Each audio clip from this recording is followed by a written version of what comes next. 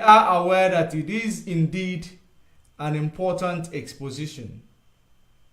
So that's why they want to scuttle this exposition. Now, I want us to actually kickstart this program. Let me close this one, reduce.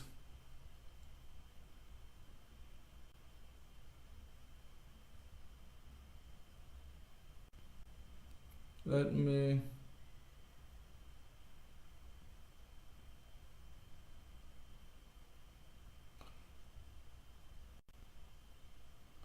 all right, now we are good to go. Let's monitor it, and we will bring more people into the program.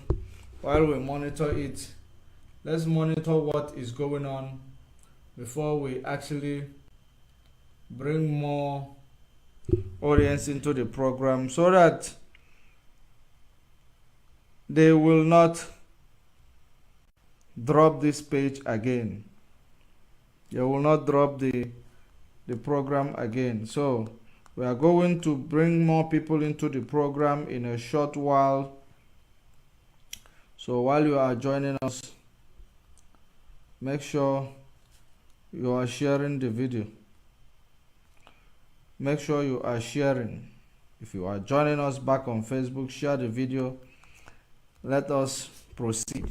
So, great and wonderful people of Biafra, I am going to actually start it from where I stopped. I am not going to, go back to the preambles, because the most important part where we are looking for is Buhari's interview. That is the most important part that we are actually targeting. So pay very good attention here. Buhari's interview with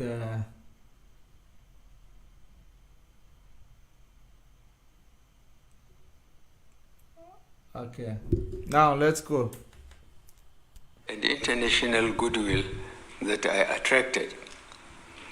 Although I'm a converted Democrat and not your run-of-the-mill politician, and therefore... He said, although he is a converted Democrat, the reason why he put up this disclaimer, it is because of him actually depriving you of your human rights activities in Nigeria. That is the reason why he put up this disclaimer, although he is a converted Democrat. For you to understand, there is nothing like a converted Democrat or non-converted Democrat. Ever since, whether you wear a military, when you wear a military, it is the same thing a civilian, the same way civilian experience and actually become a Democrat is the same way you are also, become or follow democracy or accept democracy. The same way every ordinary Nigeria accepted democracy is the same way that every other person, including your leaders, accepted democracy in Nigeria. So he does not have any excuse to say, although he is a converted Democrat. It is a lame disclaimer, because the reason why he said it is because of the inhuman treatment he is doing to ordinary people, such as Mazen Nnamdi Kanu in the DSS dungeon. The court actually gave him discharged and acquitted. He actually in contempt of court. Buhari is in a contempt of court. That is the reason why he is telling you, although he is a converted Democrat, acting as if what he is doing, he is not yet, well informed when it comes to democracy. That is exactly what he's saying. He is acting as if he is not well informed when it comes to democracy. That is the reason why he put up this, disclaimer, although he is a converted democracy or Democrat. That is the reason why he is, He does not know how to understand human rights activities. That is the reason why he does not know how to treat people or, obey the law, obey justice system. That is the reason why. So that is why he said he is a converted democracy. So let us continue. Listen to this. Of the male politician, and therefore less inclined to engage in double talk. My advisors may not be happy with me in this regard. His advisors may not be happy with him in this regard. His advisors may not be happy with him in this regard. Who are his advisors? Is it his advisors? Is he talking about his advisors or his bosses that will not be happy with him because probably he read something that is out of what they have given him to actually read it the way it is? Don't add, don't remove, so that you don't make a mistake. That is the reason why he claimed that his advisors will not be happy with him this because of what he just said here. So let us continue. Let us continue. There is a lot to this. Be happy with me in this regard. I am, however, measured in speaking, but always certain that the truth I shall speak, and this has huge consequences in a political space wherein this is the exception rather than the norm. Politics in our country is generally an argumentative and rancorous business. These twin characteristics does not necessarily diminish the value of democracy, whose impact on governance is a product of rancorous debates to ensure the buy-in of the majority of the people or representatives. More importantly, such an outcome represents the will of the people and not only of the leadership. Our political journey over the last 7+ years has pretty much been guided by this attribute of democracy. This process does not endear itself to speedy decisions, no formulation of easily implementable policies.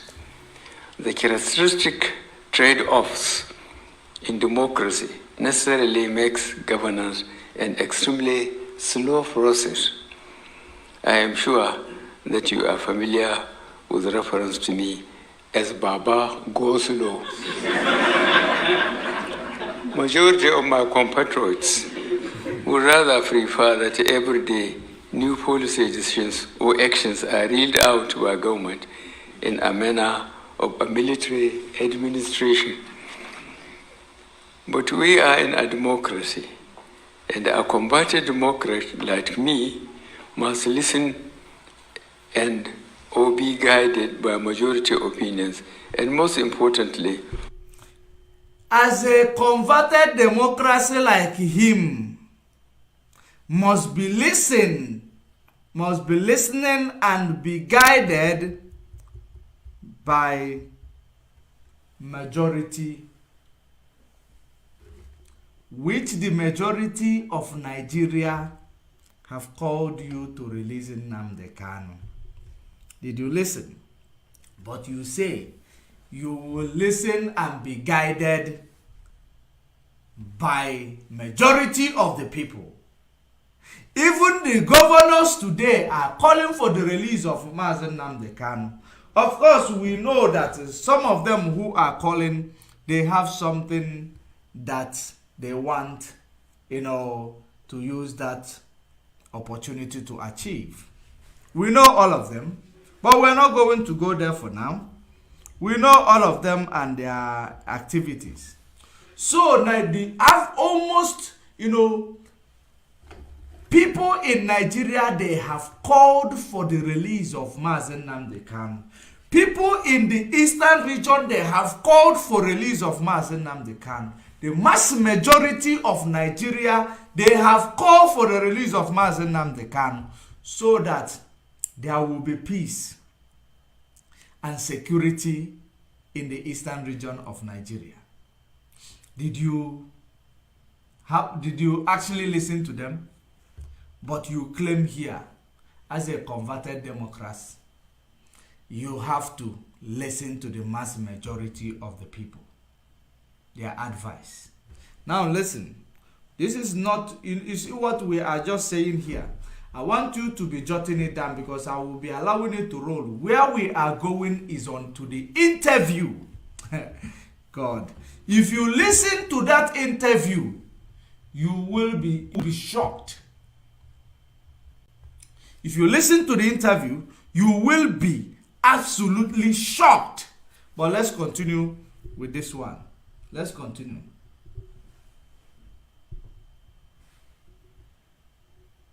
A Democrat like me must listen and or be guided by majority opinions, and most importantly, must learn to understand the knock-on effect of actions before they are undertaken. All this contribute to the grind that characterizes a deliberate process. And of course, there is the rule of law factor that we must at all times bear in mind. Without adhering to its basic tenets, you cannot be characterized as democratic in your actions or conduct. Your Excellencies, distinguished ladies and gentlemen, you may all recall that when I was elected in 2015 on the platform of All Progressive Congress, our clear promises and commitments were to end the rising insecurity and violent conflict by Boko Haram in the northeastern part of Nigeria, fight corruption. Did you see what he said? Was to end the rising of the Boko Haram and the insecurity in the northeast of Nigeria. Now, let me actually show you. There is something I wanted to show you, which, okay, let me show you on the phone. Let me show you on the phone. It is the same Buhari who said that the attack on Boko Haram is an attack on the people of the north. This is the same man who is telling you that he came to the office and promised. Now let me show you a confirmation. This day, a newspaper called This Day carried that speech of Buhari. Now let me bring one of the northern, one of these politicians who confirmed it. His name was Okupe. Probably is part of the reason why they are persecuting him today. But listen to him before we go further, because what we are doing is what is called an in-depth analysis. Let's listen to Okupe. Just one moment. Let me bring the video, because we are going to be taking it one step at a time. One step at a time. I think I have a very, very bad reception from this side. A very, very bad reception. Finding it difficult to play the video.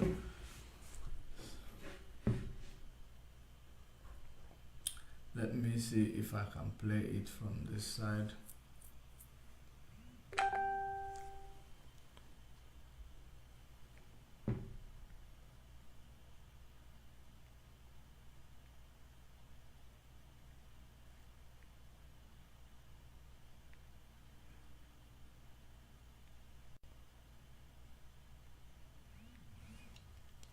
Listen up.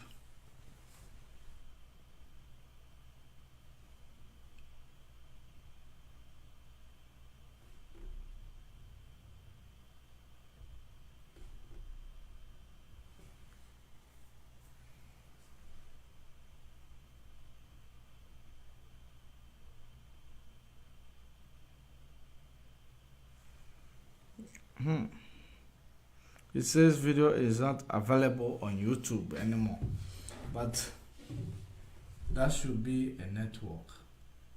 That should be network issue, because it cannot be. So of course, you know, all of you know what he said, that the attack on Boko Haram is an attack on the people of the north, which is his own people. That was what he said in 2015, when he assumed office. Now I am trying to play a video, but I wanted to play it direct from YouTube, so that you will understand, you will see the confirmation of what I just said now.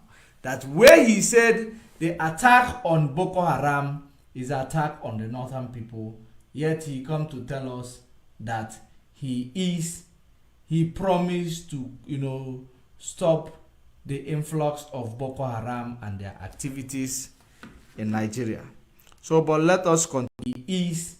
He promised to, stop the influx of Boko Haram and their activities in Nigeria. So, but let us continue. If later we find a way to play this video from YouTube, we will be able to play it. It is from Channels Television. I got that video from Channels Television, trying to play it direct from YouTube, but my network is not allowing me. But let me continue. I believe that this new studio that I'm using is consuming a lot of network. So let's continue. Don't forget, I will give you the confirmation of what I am trying to play now in the later stage of this program. If you remind me, or if I remember, I will give you the confirmation to it, where he said that the attack on Boko Haram is the attack on the northern people. This man which carried it. And okay, let me read it out from another newspaper. Let me read it out from a newspaper, where he said, stop killing Boko Haram. Let me read it out instead of looking for YouTube. YouTube take high, I want you to see the headline of this news. I hope you can see, stop killing Boko Haram. Stop killing Boko Haram. Are you seeing it? Stop killing Boko Haram. Now, let me read. Former head of military ruler and chieftain of the Congress for APC, former head of military ruler and the chieftain of the Congress for Progressive Change, CPC, Major General Muhammadu Buhari, has asked the federal government to stop the clampdown of Boko Haram insurgents, saying Niger Delta militants were never killed or actually properties belonging to them destroyed. Buhari, who spoke on Sunday on a Liberty Radio program. So it means that he said these things in even a radio, that this day newspaper carried it.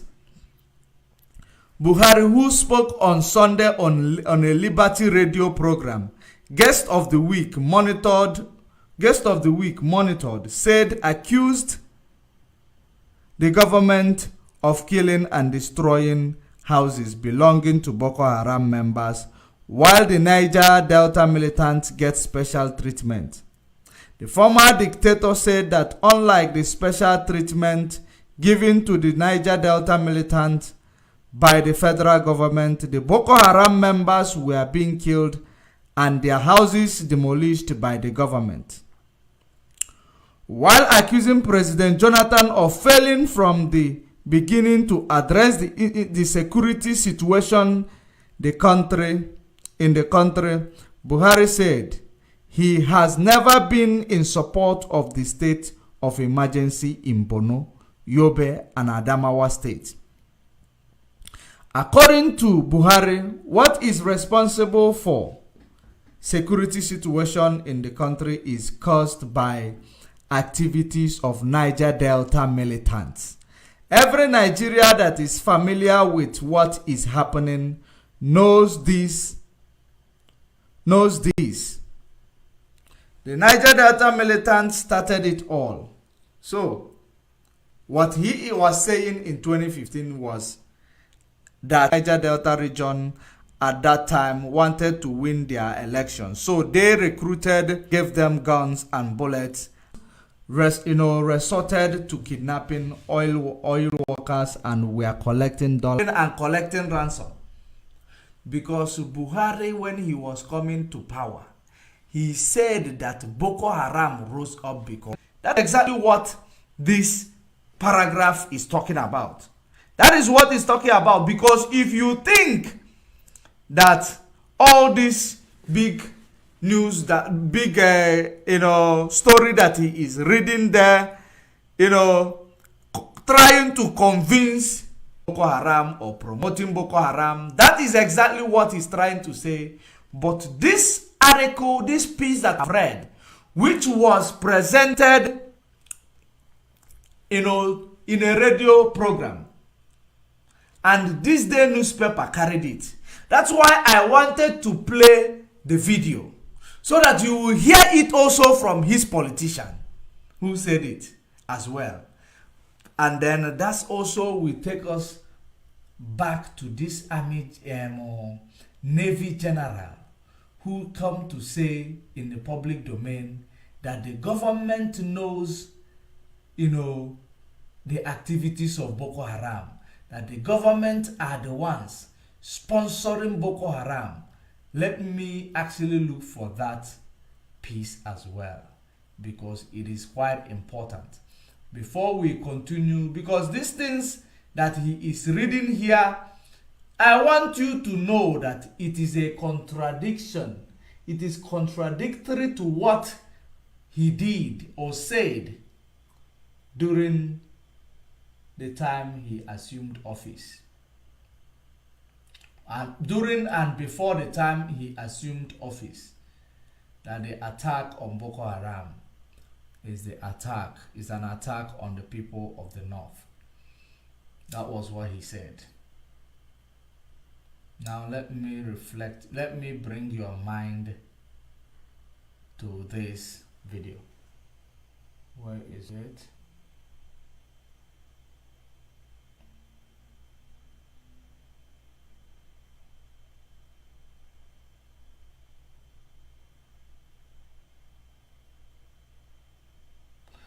Just 1 minute.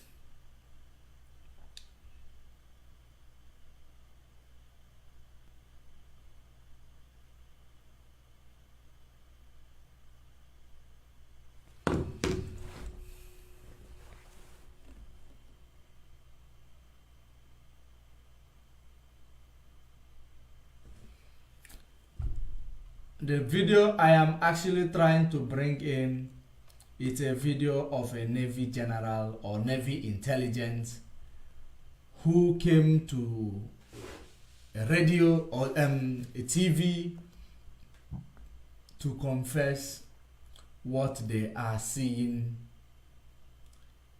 with the activities of Boko Haram, how the government is sabotaging the fight against the Boko Haram. Because remember, what we are trying to do here is to prove to the world, to the United States Institute of Peace, that what Buhari read to them was all a lie.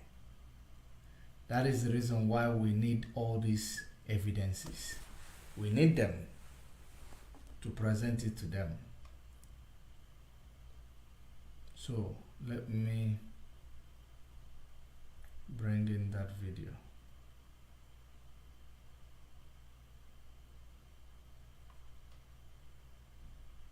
Where is it?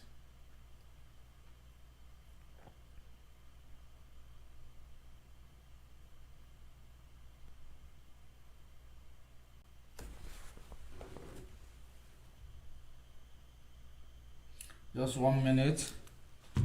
Let me present it.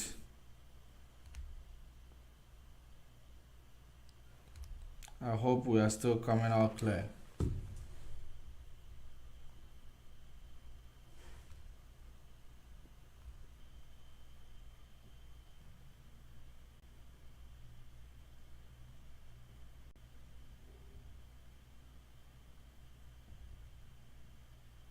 Okay, let me do this. We are coming back to the Buhari's interview. We are coming back to it. Let's see if this one is going to come in.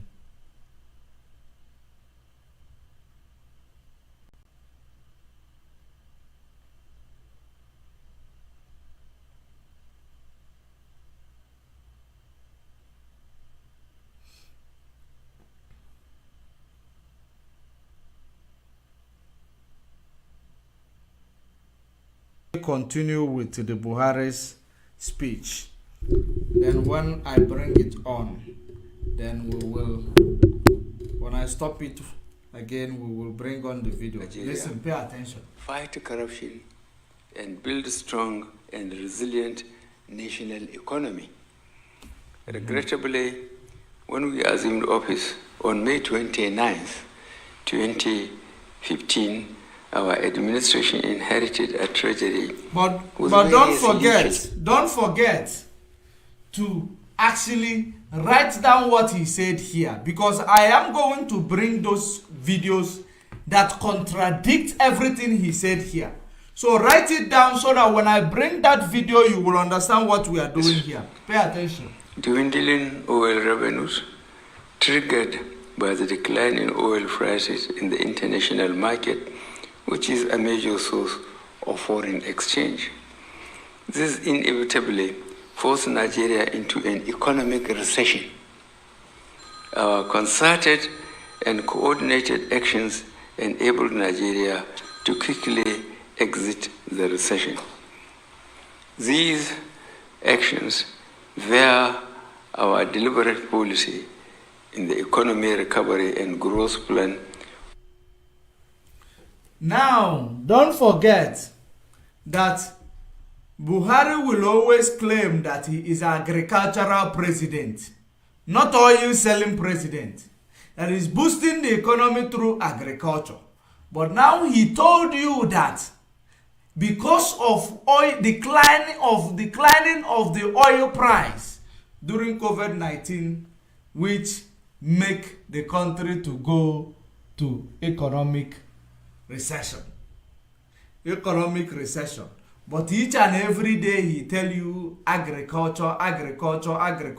But we are also going to come back to reflect on that. But pay attention to this one. In the economy recovery and growth plan facilitated our exit from the recession.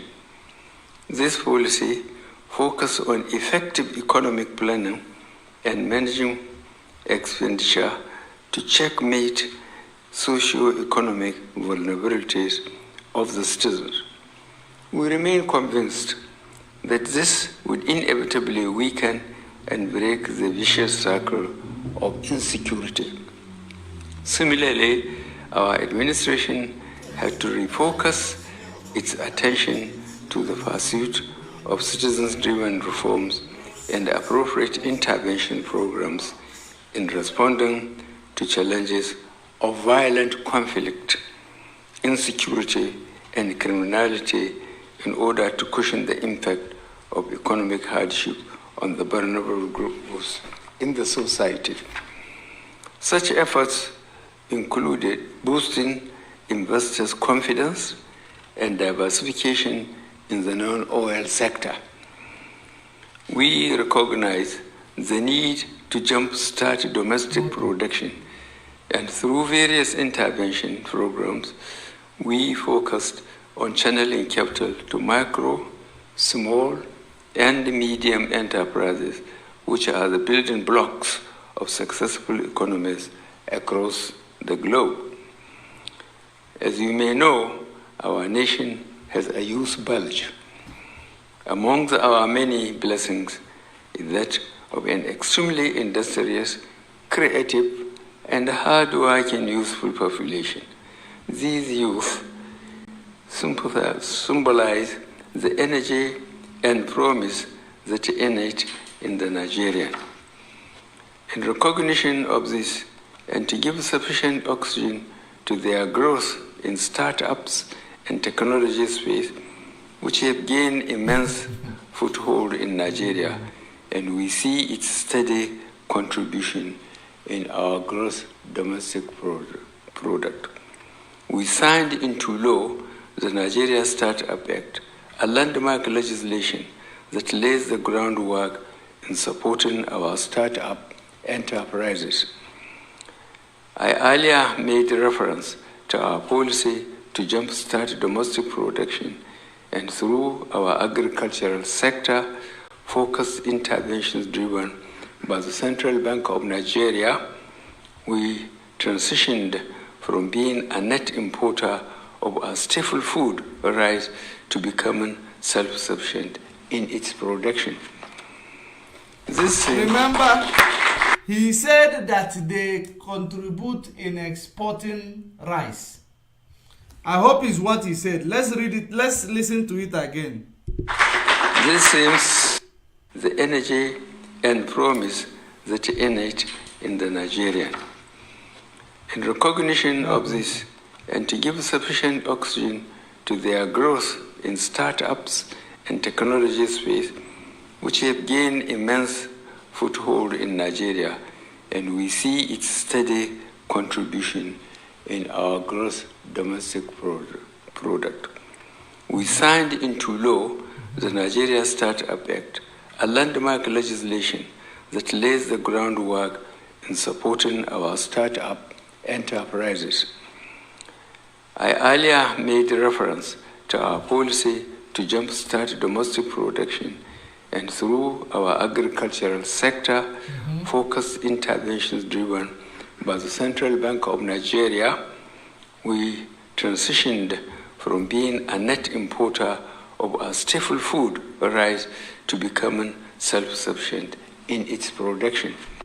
Okay, they now no longer, dependent on importing this food, which is rice, that because they have sufficient production or they have enough from agricultural sector producing rice in Nigeria. Now you will understand exactly how they are fooling the world. They are now having sufficient rice in Nigeria through their agricultural production made in Nigeria. But yet, how much is a bag of rice in Nigeria? Almost 50,000 naira. A bag of rice. The time you were importing rice to Nigeria, how much was a bag of rice? The bag of rice was 25,000. There was a time it was 15,000. There was a time it became 30,000. Now, since he claimed that they have a sufficient production of rice in Nigeria, now rice price has skyrocketed from those amounts I mentioned to now almost 50,000. 40-something thousand is a bag of rice. So, is it not better you start importing it to make it cheaper for the people, since the one that you are producing locally is expensive? Ever since you started rice production, mass production of rice has become something that people cannot afford to buy. And people, they consume rice a lot in Nigeria. It is part of their best food in Nigeria. So this rice is now difficult for a common man to access it. Yet you claim that you have sufficient locally produced rice in Nigeria. Why is it so expensive? Let us continue. To becoming self-sufficient in its production. This same scheme has financed the establishment and operations of our 50 integrated rice mills. 50. It has also financed over 4.5 million smallholder farmers, ensured the cultivation of almost 6 million hectares of farmland, and almost 700 large-scale agricultural projects have been funded. This agricultural revolution has led to the creation of over 13 million direct and indirect jobs. Agricultural revolution. The takeaway from our focus on the agricultural sector is as follows. We are in a better position to handle the systematic shock caused by both coronavirus and the Russia-Ukraine war on global food supply chains and related prices spikes, and while also improving our capacity in the agro-allied sector, such that we now need to be more efficient in enhancing and maximizing production yields and post-harvest losses. Distinguished guests and friends of Nigeria, this step is one amongst several that we have taken towards expanding our economy. The non-oil sector remains the future of our economy, and I hope successive governments will consolidate on the gains we have recorded under our administration. The Russia-Ukraine war has compelled many economies to carry out reforms and readjust policies to cope with the challenges posed by the conflict. In this regard, we are paying more attention now to energy transmission and distribution through targeted collaboration with global companies like Siemens to improve our efficiency in the power value chain. I would also like to briefly seize this opportunity to touch upon a few points regarding our view of recent events in energy space. As a member of global community, we have participated in several rounds of talks regarding climate change and various decisions emerging from COP26 and the just concluded COP27. But as I stated in my Washington Post article, there can't be double standards wherein Western nations use their influence and weight to turn the taps of global financing for fossil fuel transactions, which are much needed by developing nations, yet when they feel the pinch. I want you to, those who actually follow me and follow my broadcast, there was a time I was here telling you about the West trying to tell us that the fossil fuel, means of generating electricity or power, I may say, is actually contributing a lot to climate change. So now Buhari now came to say that the Western people, that the only thing that they immediately when the Russia-Ukraine war came in, they were very fast to turn to fossil fuel. They were very fast to turn to start buying fossil fuels, such as like buying coal, so that when they burn coal, they transform coal burning to electric energy, which is energy generation or power generation. So they have turned to buying coal from Africa, because before they were telling Africa that using all this fossil fuel is actually damaging the climate, is destroying the climate. So they should think about integration to renewables and greener energy. So now they are not thinking about their renewable and the greener energy. They turn to fossil fuel. The same thing that they have told us, it is contributing to climate change and it is making our earth sick. They have turned to it. So Buhari now is picking it up to tell them that, this is what you did. He is trying to be brave here, actually. Because, something about me is that whatever you do good, we recommend you. He is trying to be brave here. But how far is he going to actually hold on to it? Let us listen to him. I analyze it to you so that you will understand it when he say it. Pay attention. Let us go back there. Yet when they feel the pinch, they are quick to turn on their coal-powered plants. We owe it to our people to create jobs and livelihoods, and we can't accomplish this without maximizing of our comparative advantage in energy to build up our manufacturing and industrial base. Therefore, stronger commitment needs to be made to the Fund for Climate Adaptation and Mitigation, if indeed there is intent to establish equity and fairness. Despite gloomy outlook in the global economy and the ongoing war in Ukraine, Nigeria's economy continues to register positive growth, especially in the last 2 quarters. Government spending on Nigeria economy continue to register positive growth, especially in the last 2 quarters. The last 2 quarters was probably in the last 3-4 months. Now,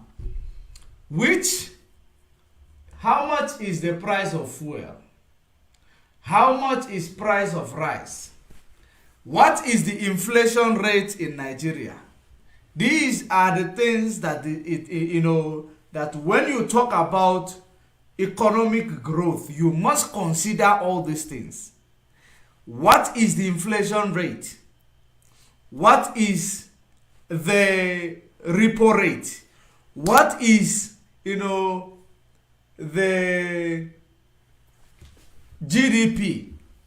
These are the things you need to put together. Then you will not come to a term that your economy grew, positively grew. Now, let us see what is the inflation rate.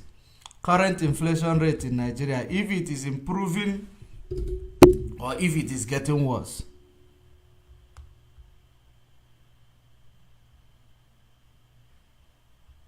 For just one moment.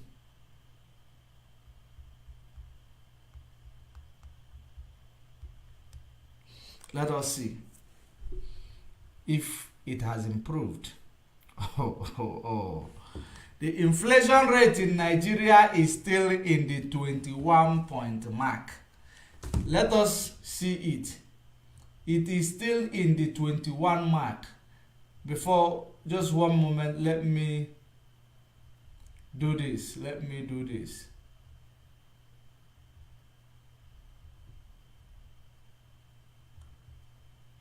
Let me show you the inflation rate in Nigeria. I want you to see 21.47%. 21.47% is the inflation rate in Nigeria, which before this second and third quarter that he talked about, it was 21 point, it was 21 point, it was 21.61%. So it dropped a little bit. We don't lie. The inflation rate dropped a little bit from 21.71 to 21.47. I agree, third and second quarter of the year, the economy grew, gained traction. It gained traction because of what? Because APC-led government is trying to do everything to promote their party. This is all about partisan. It is all about partisan. That is the reason why they did everything, because these people, they control all these things. They are in control of all these things. They know what to do for the economy of Nigeria. They know what to do for you to start buying rice. Maybe 20,000 at least, or 25,000. They know what to do, but they cannot do it.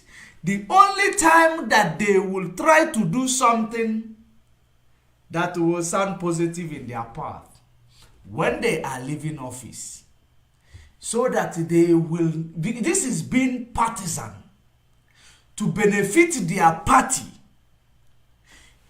You will understand that every government that, whatever they do, whenever they are leaving office, they try to do one or two things. One or two things. Where was he when all this inflation went to from 9% to 11 to 16 to 21.7? Where were they? Why did they not do what they did to prevent this inflation from going from 11% or 9% during the time of Goodluck Jonathan to 21% during the time of Buhari? What were they doing? Now let us continue. Just like he said, the economy gained traction. But now let us continue. There are other places that we must talk about, because what we present you the truth, not a lie. Listen. Yes. Government spending on infrastructure has also been a critical aspect of our overall strategy. Our infrastructure deficit is widely known, and with the volatility in capital markets, we devise creative ways of funding this infrastructure gap to build roads and thus improving connectivity between markets and facilitating trade. We devise investment tax credit. This infrastructure that he is talking about, where are these infrastructure found? So the only thing that the infrastructure you build in Nigeria or from the people of the eastern region is Second Niger Bridge. So a president came to a seat. President came to a seat for almost 8 years. The only thing he did for the people of the east, or the southeast I may say, it is building Second Niger Bridge. Second Niger Bridge. Building a bridge. And the whole people who are affiliated to their APC party will tell you that the bridge that the president built, just like illiterate Hope Uzodinma, a bandit, Hope Uzodinma, will tell you that a bridge is enough for Southeast to vote Tinubu, to vote APC in their next in the next election. Bridge. Have you ever imagined that type of treatment? They build a bridge for you, but they build railway from Niger to north. They bought cars for the people of Niger Republic. They bought cars for them. But the only thing they did to a region, who is the region? The region is the oil producing region. They did build a Second Niger Bridge. People in the Niger Delta region, their water is being mesmerized by the oil.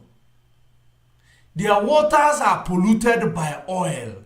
There is no electricity in Goodluck Jonathan's area. There is no electricity in Niger Delta. In places in Niger Delta.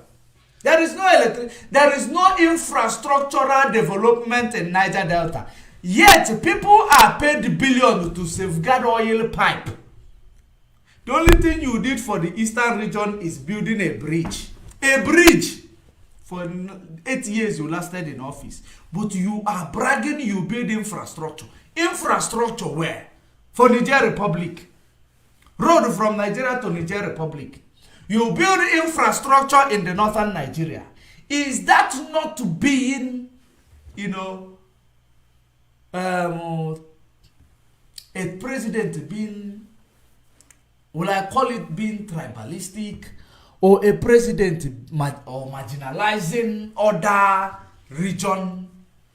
Even though there is a lot of cry, there is a lot of agitation, cry for marginalization, again, because of marginalization, lamentations all over the place, yet all you achieved to do for them is building a bridge. And they are convincing you that a bridge built by APC for you in the eastern region is enough for you to vote APC back, so that maybe they will build covert for you. They will build covert for you. Oh.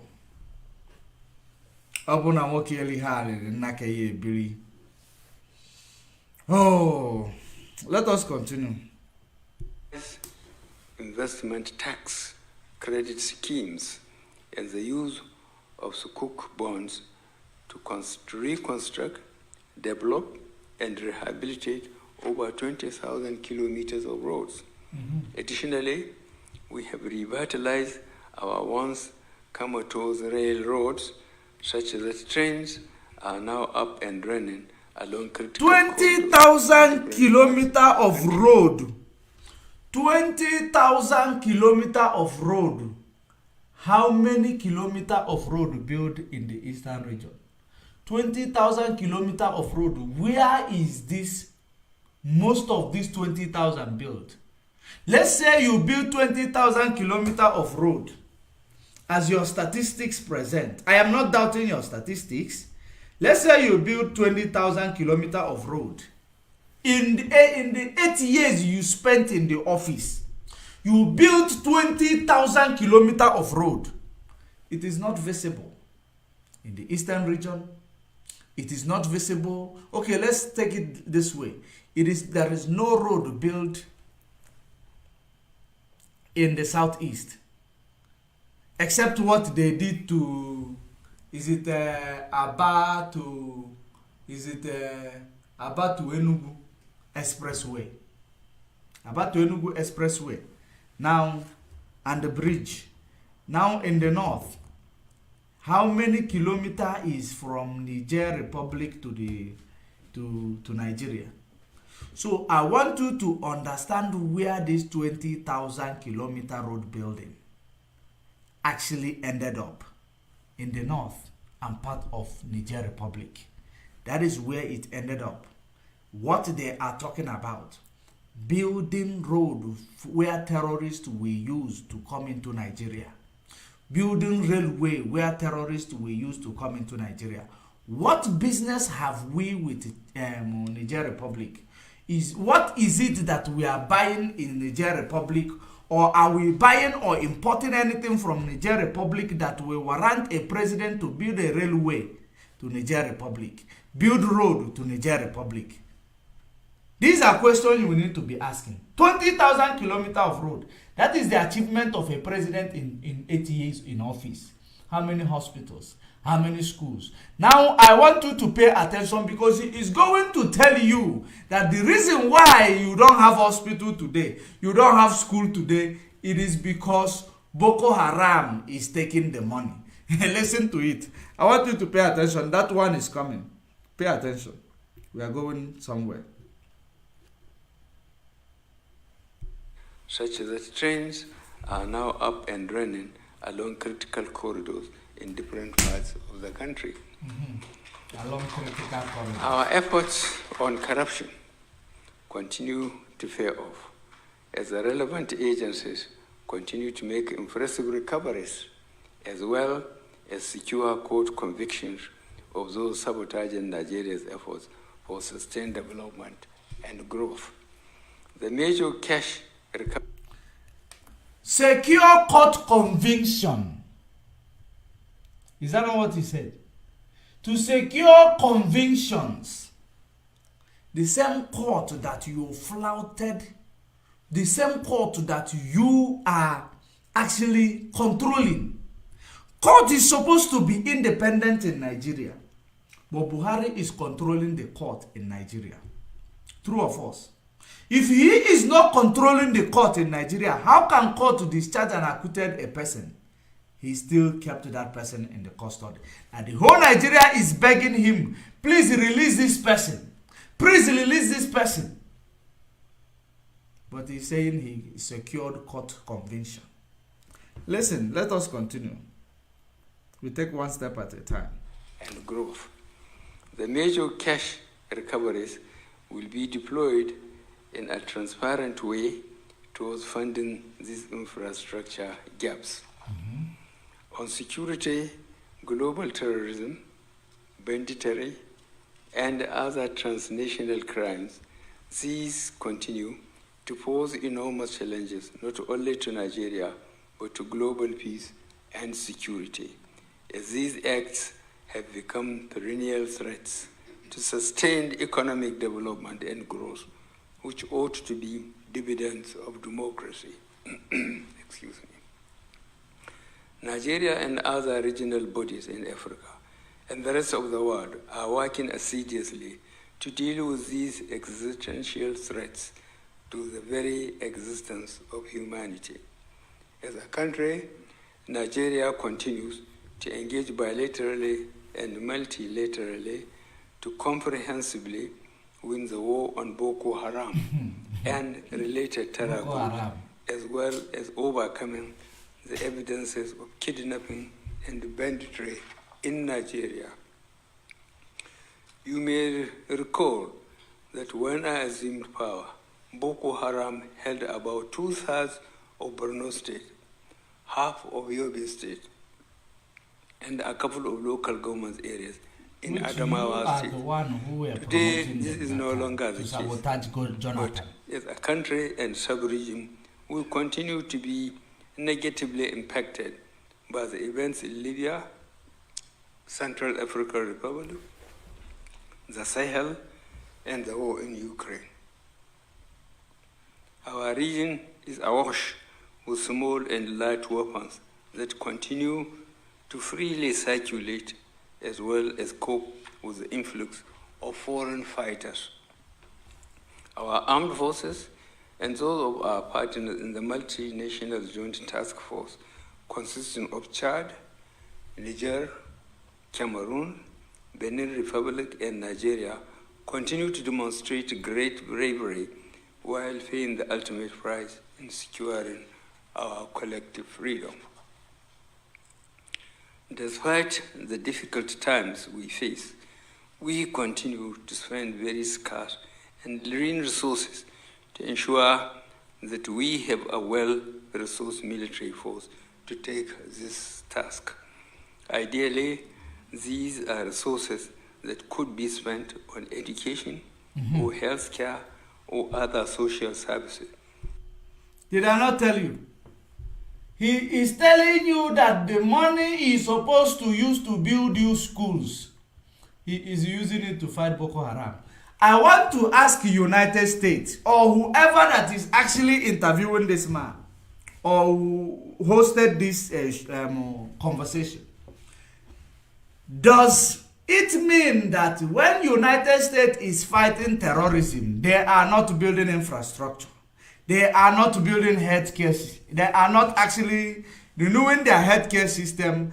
So it means that whoever that fight insecurity, they will not have good healthcare system. They will not have good infrastructure because they are fighting, Boko Haram. The same Boko Haram, you say, that the attack on Boko Haram is an attack on the people of the northern Nigeria.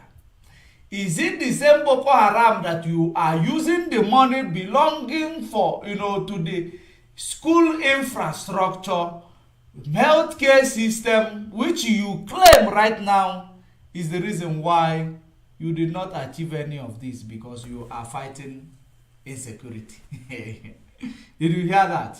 Buhari is fighting insecurity. That is why if there is accident on the road, people will just die.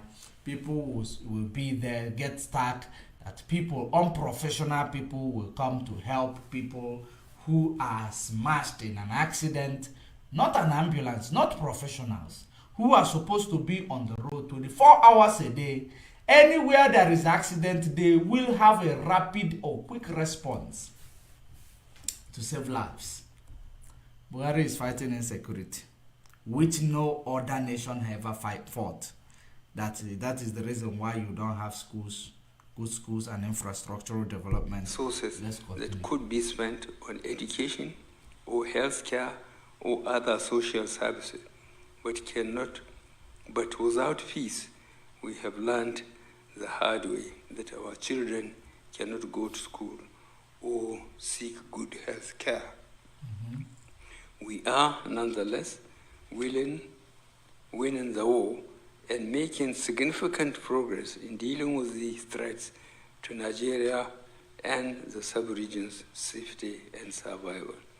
This steady progress is in spite of the negative reportage in international media, as well as the nonchalant actions and attitudes of some of our friends and allies to sufficiently appreciate our efforts in the fight against terrorism, rather than focus on negativity, which is the trouble adversaries have become. He's not the one who wrote the this. sub-regions of Africa and the rest of the world can work.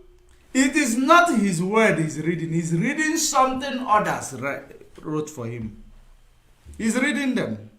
But let's continue. Let's not go there. Together to combat terrorism and prevent violent extremism, both of which are challenges to global peace and stability, and not just Nigeria and Africa alone.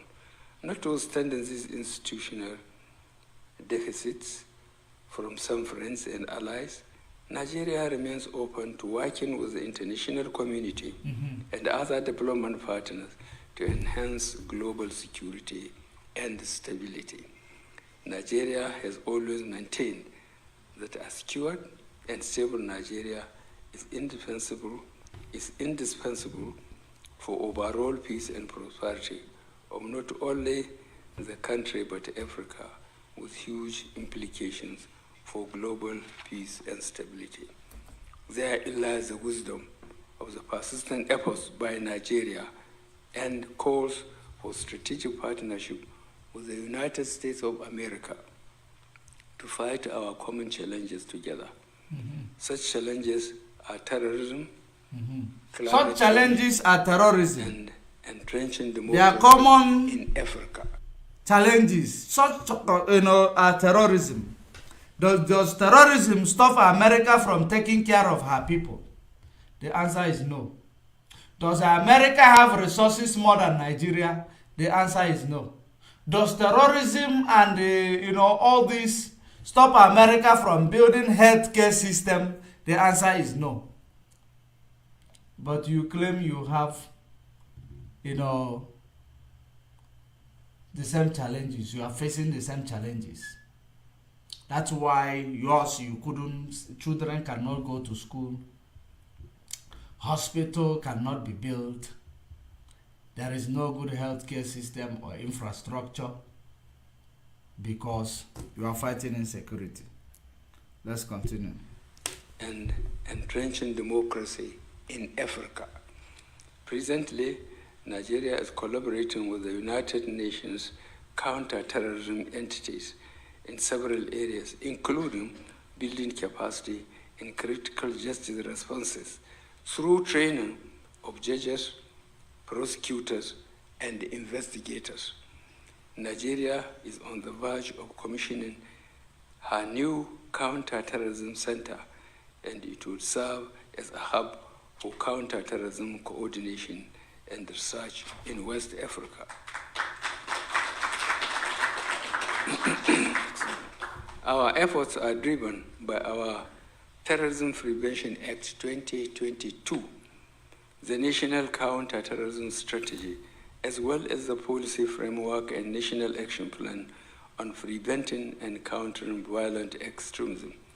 Distinguished ladies and gentlemen, the stage is now set for Nigeria to conduct another general election in February 2023, and I am resolute in my determination to enable the conduct of free, fair, and transparent national elections in the first quarter of 2023, whose outcome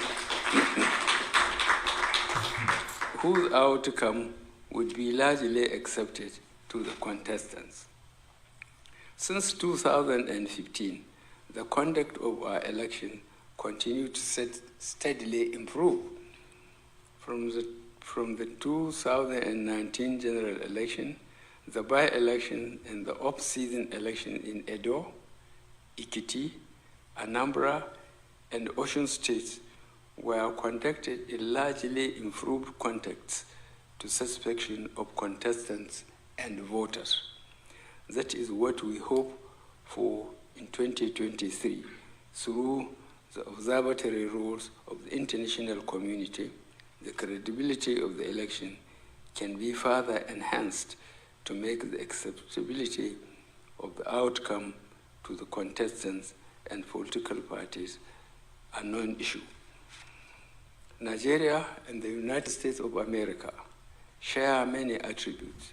Apart from being among the largest democracies in the world, Nigeria's constitutional framework and brand of democracy are patterned along the United States of America, and the two countries are the largest economies as well as most populous. Consolidating with America. Continents. That's what they are. With respect to the sub-region and the need not to cave in to the democratic setbacks witnessed in Mali, Guinea, and Burkina Faso, there is the need to aggressively work together to improve the quality of governance in West African sub-region, where the survival of democracy is currently challenged. This can be done through targeted investment that can... I want you to remember this area where he is talking about survival of democracy is targeted. Now I want you to note this area during the interview, because his interview is actually going in now. The interview is going to start, which is the main thing we are going to analyze.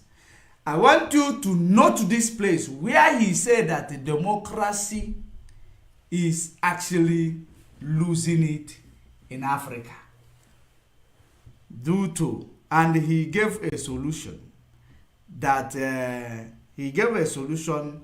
on how to make sure that there is a democratic resilient, so that people will not undermine democracy in Africa.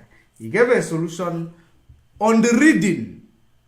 Now, when they ask him the solution verbally, without the paper, you will hear what he said. Now, that will show you that this initiative of what he is reading, initiative is not his. He was not even where they are drafting it. They just drafted it and call him, hey, boy, come here.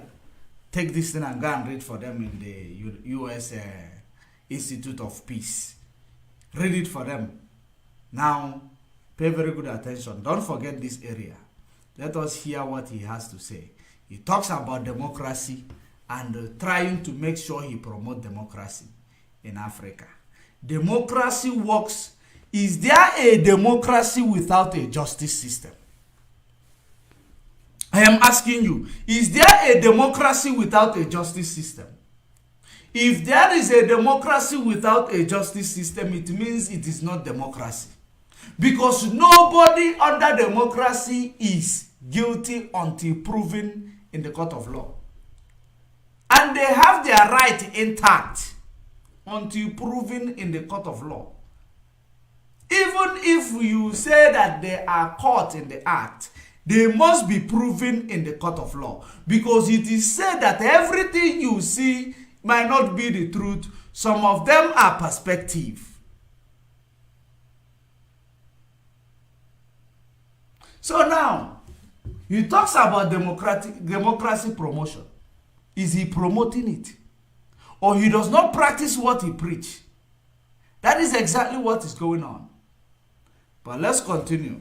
We are coming to the main party. Investment that can enhance dividends of democracy and creations of robust means of livelihood for the people, as well as promote accountability and transparency by the political class. I call on all of you here to present to continue to partner with us and our electoral body for the needed collaborative efforts which are critical to deepening and stabilizing democracy in Nigeria and the rest of Africa. Mm-hmm. The recent reversal witnessed in Mali, Burkina Faso, Guinea are most unfortunate. Indeed, and ECOWAS continues to effectively remain engaged with these countries in order to restore democracy to all the member states of ECOWAS, as indeed the entire African continent. Mm-hmm. Ladies and gentlemen, I thank you for your attention. I thank you for your attention. Now, the real deal is coming in.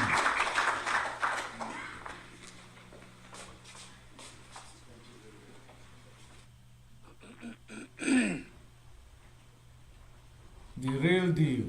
Mr. President, thank you for a wonderfully comprehensive speech. It's a pleasure for me to be here with you as I was in 2015 to be able to share the stage and to enter into a discussion with you about what has been a very comprehensive speech. There is no doubt that the United States and Nigeria share some fundamental values and principles together. The one that you've most deeply enunciated is your commitment to democracy and the legacy that you yourself have committed to ensuring that happens. I would like to start our conversation this morning, or I should say this afternoon, with the issue of democracy. Mm-hmm. You clearly are committed to ensuring that it continues to move forward. You stated so this afternoon, and you were equally eloquent in New York in September in your speech at the UN General Assembly. The question that I would have with respect to democracy is the issue of whether INEC, which is the National Election Commission, is it ready and prepared and able to carry out the kind of election that's necessary in Nigeria to keep the process moving forward? Thank you very much. INEC, as you asked, whether INEC is prepared to conduct the election next year, I would say they are, because I made sure they were given all the resources they asked. So I don't want any excuse that they were denied funds by the government. So they were given the money, although some of their offices in 1 or 2 geopolitical zones have been attacked, but all the same, INEC has not complained, and certainly they could not complain that they were denied resources to make sure that their infrastructure is firmly in place. Mr. President, you've alluded to the issue of security. In recent weeks and over the last month, there have been a number of reports that say INEC offices have in fact been burned and vandalized. Will this insecurity around INEC's offices impede the election process? Will it slow it down? No, it will not. I think there were only 2 incidents. And don't forget, we have 6 geopolitical zones. we have 31 states from the federal capital. And if 2 offices out of these states, 31 states in Abuja, if 2 offices in one geopolitical zone were attacked, I think in relative terms, the security is good. And certainly, the result of elections in Anambra, I mentioned it, Anambra, Osun, and Ekiti proved that Nigerians have appreciated that the administration is depending them to choose whichever person from whichever party. And that is the fundamental good thing about democracy. Let the people have the choice. And I think Nigerians are realizing that because of the result of elections in Anambra, in Osun State, and in Ekiti State. If I could carry on with the issue of democracy and extend it to the broader West African region, you alluded to that in your speech. How can the United States and Nigeria and other democracies work with the region to strengthen democracy across West Africa? You've mentioned the democratic backsliding that has occurred in Mali, Burkina Faso, and Guinea-Conakry. How can the countries committed to democracy work more effectively to promote democracy and build democratic resilience to democratic backsliding? I think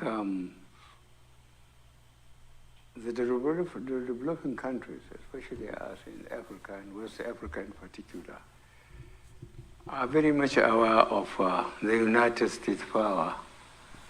And that's why we virtually adopted our constitution, our policy, based on the United States of America. Success, as they said, determines the efforts of developing countries. United States, with its resources, its enormous influence the world over,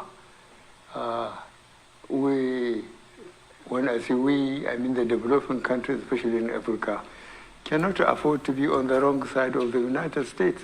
That's why we are adopting its system. Because its system, it is proven that the system is working.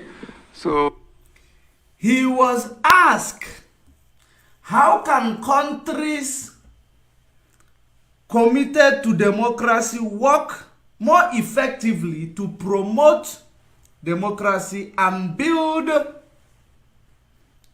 democracy, build to avoid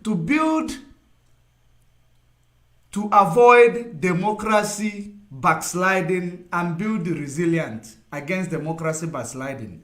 That was the question. He now tell you that, as you know about the United States, he said that the United States will adopt their constitution. And you know that the United States is a democracy country, as he may quote it. That's why that nobody will want to be on the wrong side, on the wrong page of United States. He was asked, how can you build, resilient towards democracy backsliding?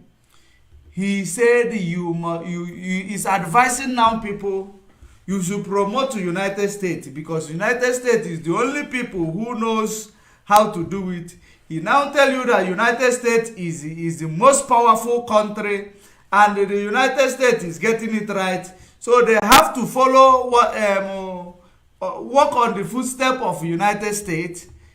Instead of him telling this questionnaire how you will be able to build, or you will be committed to build a democratic nation effectively, or promote democratic nation and build a resilience. towards democracy backsliding, he started promoting America.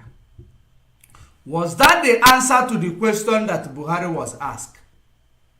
He said that this to show that it is people who does not have initiative. That is exactly the reason why I played the video of that woman. From the beginning of this program, those who started the program before Facebook cut us off, the video of that woman I played, which is this one. This video, let me try to reflect on it again. Let me reflect on it again so that you will see what we were talking about. However, listen to it. Like I used to tell the State Department and any engagements that we've had with the United States, I felt during my tenure that the United States was slowly losing ground, and they were risking losing their position as Africa's preferred trading partner. So this is a very important meeting that I hope that if the United States, like I used to tell my colleagues, I felt that the United States, if this was a basketball game, the United States needed to call for timeout. For U.S. needed to realize that this is a new game and it required new rules of engagement. Therefore, a need for the United States to re-strategize. I'm hoping that for a change, this meeting, the United States can begin to realize it's no longer business as usual. It's no longer a case of the United States saying, we make policy and we tell the Africans. That has got to change. It is a recipe for disaster. It is a recipe for the United States seeing itself losing its place as Africa's preferred trading partner. That's what makes this meeting very important, and I'm hoping. Did you hear what she said? It is no longer the time that the United States will make policy and impose it on Africa. Because now, Africa need to stand on their foot to make their own decision. Now Buhari is telling you that no one wants to be on the wrong page of the United States.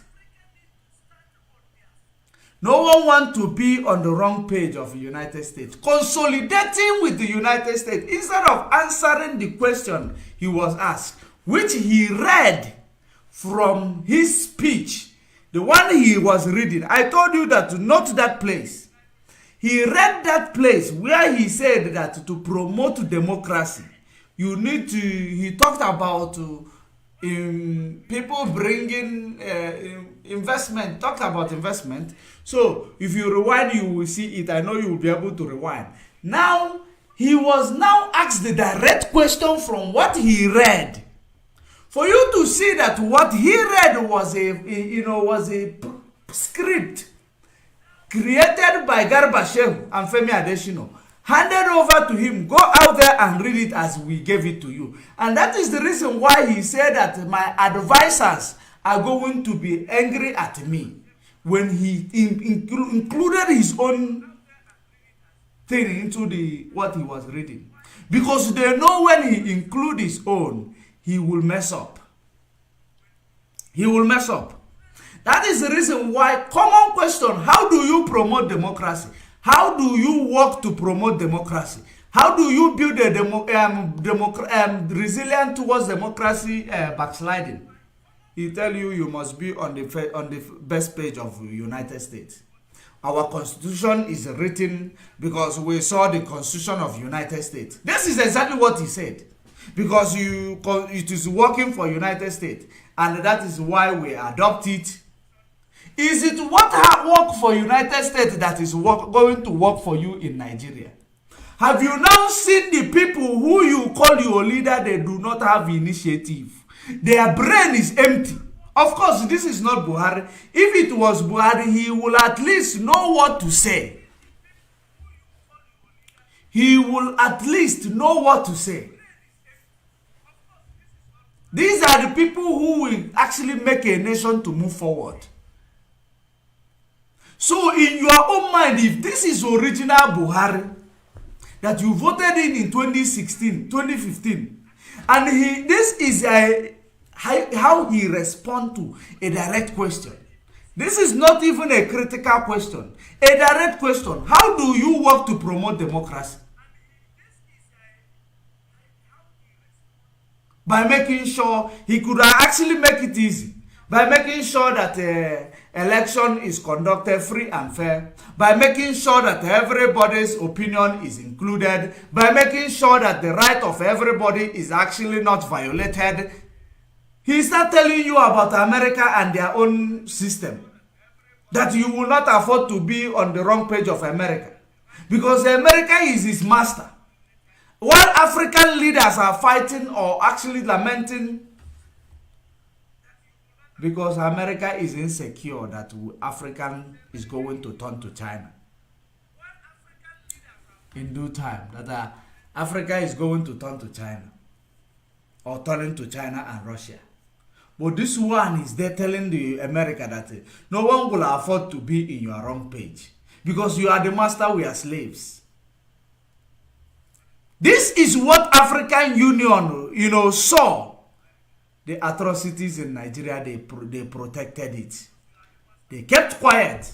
This is as a result, you see what he can contribute. When you are fighting to stand on your foot, he is taking you back to be slaves to America. That is what Buhari is saying here.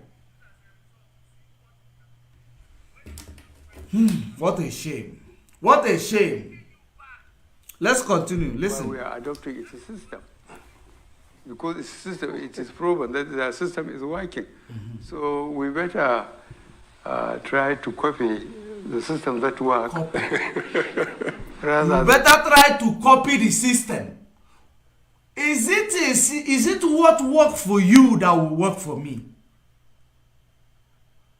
If you say that you are copying the system that is working in America, will a law court make a decision in a case and the executive will come and say no and flout to that decision, which under democratic dispensation there must be 3 arms of government, which is legislature, judiciary, and executive. And they are supposed to all be, independent to each other. But today, you claim you are adopting America. Have you ever seen American law, American judiciary, make a pronouncement on a particular case and the president will counter it quietly? And the people of America